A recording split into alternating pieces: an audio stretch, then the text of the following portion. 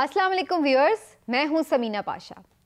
Viewers, آج بڑے اہم اور سنجیدہ معاملات پر آپ سے گفتگو مجھے کرنی ہے، کیونکہ 16 دسمبر کی جو تاریخ ہے وہ پاکستان کے لیے ایک دردناک دن کی تاریخ کی حیثیت رکھتی ہے۔ دو بڑے واقعات اس 16 دسمبر کو رونما ہوئے جس کے اثرات ابھی تک ہم محسوس کرتے ہیں۔ ایک تو 16 دسمبر 1971 کے جب سقوط ڈھاکہ ہوا اور ایک ہمارا حصہ کٹ کر ہم سے الگ ہو گیا، اور پھر 16 دسمبر 2014 کے جب APS کا سانحہ ہوا اور ہمارے معصوم بچوں کو گولیوں سے بھون دیا گیا۔ وہ بچے جو تعلیم حاصل کرنے کے لیے ماؤں کی گودوں سے نکل کر اسکولوں میں جا پہنچے تھے، انہیں کس طرح دہشت گردوں نے اپنی گولیوں کے نشانوں پر لے لیا، تاک تاک کے نشانے لگائے، کہ وہ واقعات، وہ مناظر آج بھی جب ہم یاد کرتے ہیں تو ہمارے آنسو نہیں رک پاتے۔ اور جب آپ خود والدین بنتے ہیں تو پھر آپ ان والدین کا درد محسوس کرتے ہیں کہ اس وقت ان پر کیا بیتی ہوگی۔ انہیں شاید اب کسی قیامت کا انتظار بھی نہ ہو، کیونکہ وہ قیامت آلریڈی دیکھ چکے ہیں میرے نزدیک۔ لیکن اگر میں بات کروں ان دونوں سانحات کے حوالے سے، تو ایسا محسوس ہوتا ہے کہ شاید یہ سانحات جو ہمیں تاریخ میں کچھ سکھانے کے لیے سامنے آ ہی گئے، ہم نے پھر بھی اپنی غلطیوں سے کچھ نہیں سیکھا۔ ہم آج تک وہیں تاریخ کے اسی موڑ پر بار بار آ کے کھڑے ہو جاتے ہیں کہ جہاں سے ہم بار بار گزرتے ہیں، اور یہی وجہ ہے کہ ہمارے جو حالات ہیں وہ کبھی ہمیں سدھرتے نظر نہیں آتے۔ APS کے سانحے میں یہ طے ہو چکا تھا کہ جناب اب دہشت گردوں سے بات نہیں ہوگی، کلین اپ آپریشن ہوگا، دوبارہ سر اٹھانے نہیں دیا جائے گا۔ لیکن آپ نے دیکھا کہ دوبارہ سے بات چیت بھی ہوئی، اگرچہ اس کے بعد ہم نے بہت سارا اس میں ایک یونٹی بھی دیکھی اور پاک فوج نے بڑا کامیابی سے ان دہشت گردوں کا صفایا بھی کیا۔ اس کے باوجود بھی ایک درد جو اندر محسوس ہوتا ہے ان بچوں کے لیے، وہ کم نہیں ہو پایا۔ یہ بات اپنی جگہ حقیقت ہے، اور اب دوبارہ سے سر اٹھاتی دہشت گردی، دوبارہ سے TTP کے ساتھ مذاکرات کرنے کی باتیں، یہ آج بھی ہمیں تکلیف پہنچ جاتی ہیں کہ کیا ان لوگوں سے، ان جانوروں سے بات چیت ہو سکتی ہے۔ یہ جہاں اپنی جگہ ایک حقیقت ہے، وہیں پر میں خاص طور پر آج سانحہ مشرقی پاکستان کے حوالے سے بھی یہ بات کرنا چاہوں گی، کیونکہ یہاں پر بھی ہم نے تاریخ سے کچھ نہیں سیکھا۔ جو لوگ اس دور میں تھے وہ تو جانتے ہیں کہ یہ سارا کچھ کیسے ہوا، کس طرح ہمارا ایک بازو کٹ کر الگ ہو گیا۔ لیکن یہ کوئی ایک دن یا ایک سال یا ایک مہینے کا واقعہ نہیں تھا۔ اس کو کہتے ہیں نا کہ وہ شاعر کہتا ہے کہ وقت کرتا ہے پرورش برسوں، حادثہ ایک دم نہیں ہوتا۔ تو کچھ ایسی ہی صورتحال تھی۔ محرومیاں تو بہت دیر سے چلی آ رہی تھیں، بار بار جو بنگالی تھے وہ یہ محسوس کرتے تھے کہ ان کے ساتھ اس طریقے کا سلوک نہیں ہوتا، انہیں وہ رائٹس نہیں دیے جاتے جو وہ ڈیزرو کرتے بحیثیت پاکستانی۔ لیکن معاملہ بہرحال چل رہا تھا، ایک اندر ہی محرومی کا جو احساس تھا وہ پنپ رہا تھا، اور اس کو ہوا اس وقت ملی جب 1970 کے عام انتخابات ہوئے،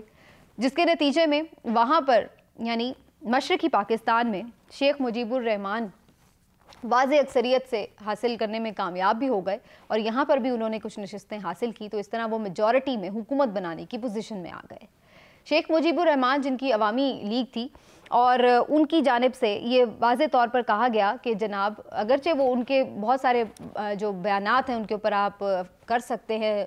تنقید بھی کہ وہ غداری کے زمرے میں آتے ہیں، وہ بھڑکا رہے تھے ان چیزوں کو، بہت زیادہ جو احساس محرومی والا معاملہ تھا،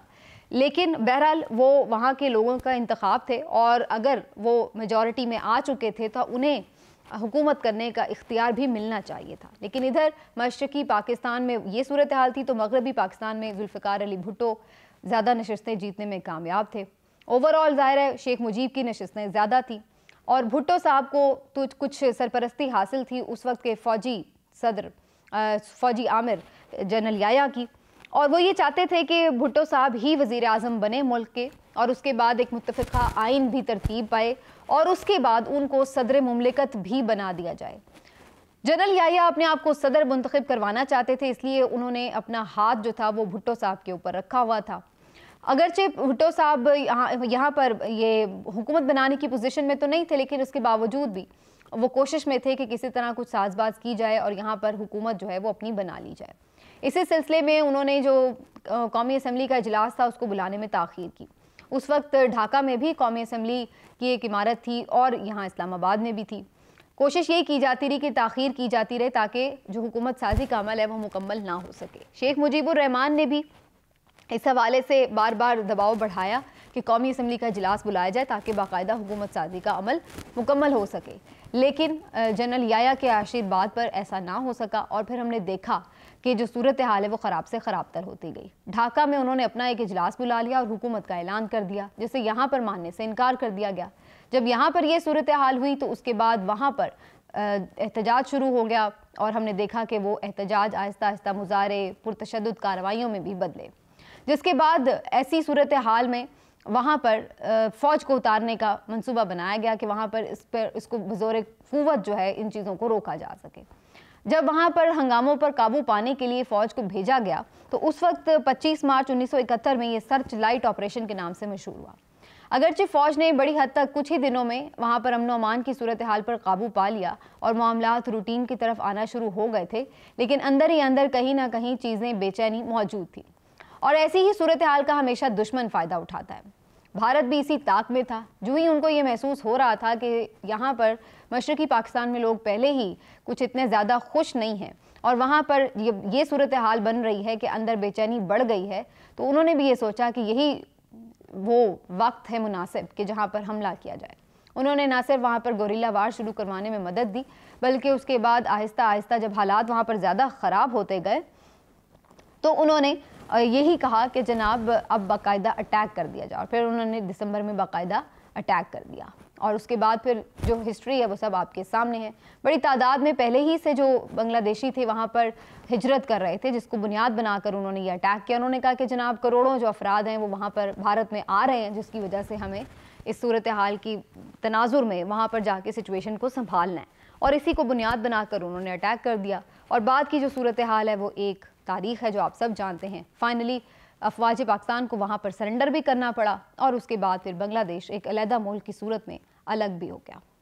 آج میں جب حالات دیکھتی ہوں پاکستان کی تو میں اس کو کچھ کمپیئر کرنے کی کوشش کر رہی تھی۔ میں سوچ رہی تھی کہ کیا واقعی آج کی حالات ان حالات سے کسی طرح ملتے جلتے ہیں یا نہیں؟ کیا ہم وہی تاریخی غلطیاں پھر سے دہرا رہے ہیں؟ وہی اقتدار کی رسہ کشی کہ میرے پاس پاور رہے، میرے پاس اختیار رہے، اسی کو ہم نے ابھی تک سب سے مقدم رکھا ہوا ہے۔ اور پہلے جو ہم نے ایک فاش غلطی کی تھی وہ یہ تھی کہ عوام کی رائے کو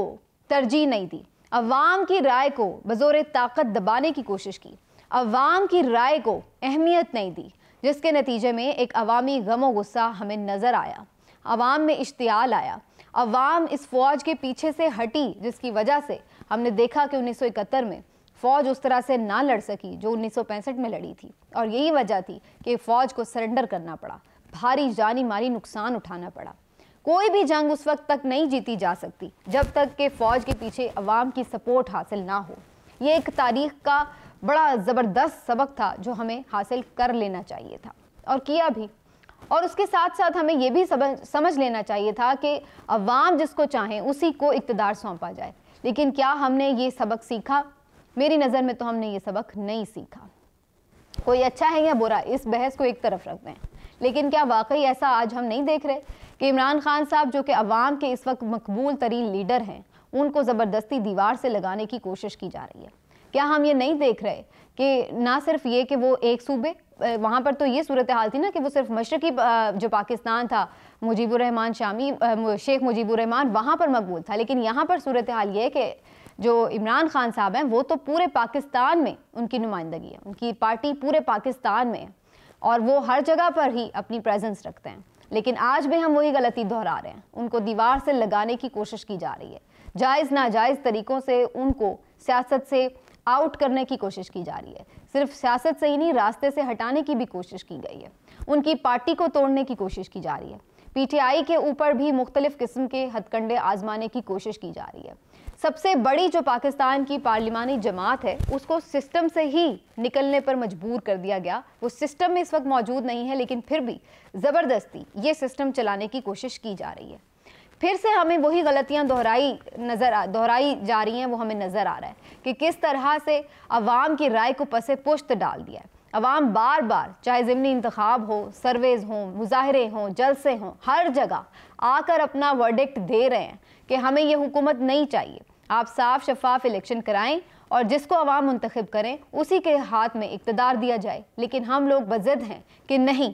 ہمیں وہی حکومت چاہیے جو ہمیں پسند ہے، ہم عوام کی بات نہیں سنتے، عوام تو کیڑے مکوڑے ہیں، ان کی رائے کی کوئی حیثیت نہیں ہے، اور اس لیے جو انہیں دے دیا جائے وہ اس پر صبر شکر کر لیں اور اسی کو اپنا لیں۔ جب انہیں کہا جائے کہ یہ صحیح ہے تو وہ مان لیں کہ یہ صحیح ہے، جب انہیں کہا جائے یہ غلط ہے تو وہ فوراً آنکھیں بند کر کے مان لیں کہ یہ غلط ہے۔ یہی روش ہمیں اس وقت بھی دکھائی دی اور یہی روش ہمیں آج بھی نظر آ رہی ہے۔ اسی طرح کی فسطائیت کا مظاہرہ بھی کیا گیا اور اسی طرح عوام کی آواز دبانے کی کوشش بھی آج نظر آ رہی ہے۔ ملکی معیشت اس وقت دلدل میں اتر چکی ہے، لیکن ہم ابھی بھی سیکھنے کے لیے تیار نہیں ہیں۔ کیا ہم کسی اور سانحے کے انتظار میں ہیں؟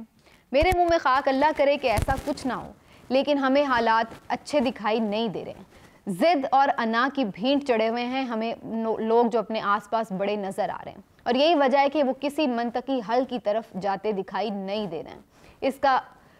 خمیازہ عوام تو بھگت ہی رہے ہیں۔ ایک گہری معیشت کی جو دلدل میں وہ پھنس چکے ہیں، جہاں پر ان کے لیے 2 وقت کی روٹی کھانا مشکل ہو گیا،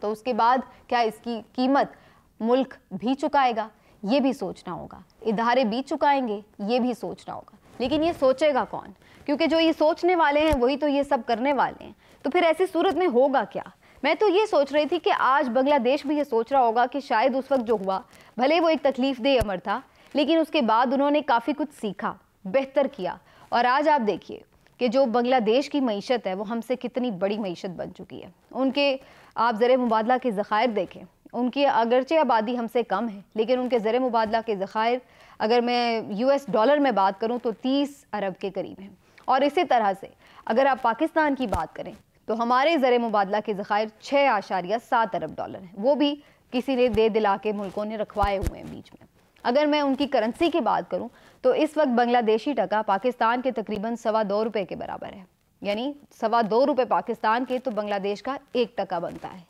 تو ہم سے الگ ہو کر تو وہ ترقی کی راہ پر گامزن ہیں۔ ان کے اوپر جب تھوڑا سا کرائسس آیا، انہوں نے IMF سے مدد مانگی تو انہوں نے جھٹ سے انہیں 4 ارب ڈالر کی قسط دے ڈالی، لیکن ہمارے ہاں 1 ارب ڈالر کی قسط کے لیے ہمیں کتنے پاپڑ بیلنے پڑ رہے ہیں وہ آپ سب بھی جانتے ہیں، اور حکومت اس کا خود اعتراف کری ہے۔ ہم نے پاکستان کو یہاں تک کیوں کر پہنچایا؟ اقتدار کا وہ کون سا نشہ ہے جو پورا ہی نہیں ہونے میں آ رہا؟ ہم کب سیکھیں گے؟ کیا بار بار یہی غلطیاں دہراتے رہیں گے؟ یہ ہمیں دیکھنا ہوگا، کیونکہ آج ہم سب اگر اس چیز کو نہیں سمجھیں گے، نہیں سوچیں گے، تو پھر ہم کوئی اور خدا نخواستہ سانحے کی آبیاری تو نہیں کر رہے۔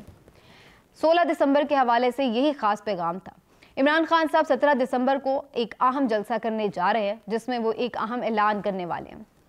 اس اہم اعلان کے ساتھ ہی شاید وہ کوئی تاریخ دے دیں کہ جس دن وہ پنجاب اور خیبر پختونخوا کی اسمبلیاں تحلیل کرنے جا رہے ہیں۔ مجھے پھر سے وہی صوبائیت محسوس ہوتی ہے کہ کہاں وہ پورے ملک میں ایک ساتھ الیکشن کا ہونا ہے، پورے ماحول بنتا ہے کہ جی سارے ملک میں ایک ساتھ الیکشن ہو رہا ہے، ایک یونٹی کا ماحول بھی دکھائی دیتا ہے، ایک فیڈریشن نظر آتے ہیں، اور پھر ہم اسی تقسیم در تقسیم کی سیاست میں نظر آ رہے ہیں، کیونکہ عمران خان صاحب چاہتے ہیں کہ ان 2 صوبوں میں الیکشن ہوں تو پھر پورا ملک جنرل الیکشن کی طرف جائے، لیکن حکومت اس بات پر آمادہ نظر نہیں آ رہی، جس کی وجہ سے کہیں یہ نہ صورتحال بنے کہ پھر ان 2 صوبوں میں الیکشن ہو رہے ہیں اور باقی ملک میں الگ سے الیکشن ہو رہے ہیں، تو پھر تو یہی ادھر ہم ادھر تم والی سچویشن نہ بن جائے۔ تو ہمیں بار بار اس چیز کو سمجھنا ہوگا کہ یہ شطرنج کی کھیلیں ہم اس وقت تک ہی کھیلیں کہ جب تک کہ بازی پلٹ نہ جائے، یہ نہ ہو کہ سارا کھیل ہی ختم ہو جائے، ساری گوٹیاں ہی مر جائیں، اور اس کے بعد ہم بیٹھے لکیر پیٹ رہے ہوں کہ اب ہم نے کرنا کیا ہے۔ تو یہ ساری صورتحال ہے، کل تک کا انتظار کرنا ہوگا کہ خان صاحب آخر کیا فیصلہ کرتے ہیں، کیونکہ ملکی سیاست کی بات ہے تو آخر میں اس کے اوپر ضرور 1-2 باتیں کر لوں۔ ابھی تک کی اطلاعات یہی ہیں کہ جیسے میں نے آپ کو پچھلے ویلاگ میں بھی بتایا تھا، پرویز الہی صاحب فی الحال خان صاحب کے ساتھ جڑے ہوئے ہیں، اور بظاہر یہی نظر آ رہا ہے کہ پرویز الہی صاحب خان صاحب کے کہنے کے مطابق اسمبلیز ڈیزالو کر دیں گے، کیونکہ پاکستان تحریک انصاف اور کاف لیگ میں آئندہ کی انتخابی سیاست کے حوالے سے ایک ڈیل طے ہو چکی ہے کہ کس طرح سے آگے انہوں نے چلنا ہے، کتنی نشستوں میں سیٹ ایڈجسٹمنٹ ہوگی، اور خان صاحب اس کا اعلان بھی کر چکے ہیں کہ اب کاف لیگ کا جو مستقبل ہے وہ PTI کے ساتھ ہی ہے۔ اگرچہ خان صاحب نے PTI